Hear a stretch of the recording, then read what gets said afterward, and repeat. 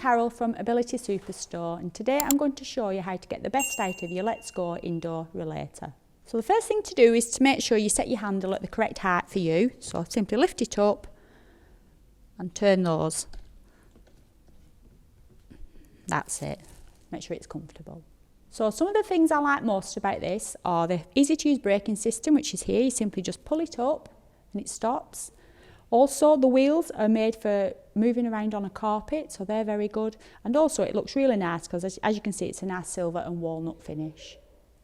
So the Let's Go indoor rollator comes with a lovely tray where you can clip on the top, and this is ideal for putting your cups of tea or coffee on, any drinks or anything you want to carry around with you. And then also, if you lift the tray up, it's got a lovely bag inside for putting your books, your glasses, your purse, anything else you really want.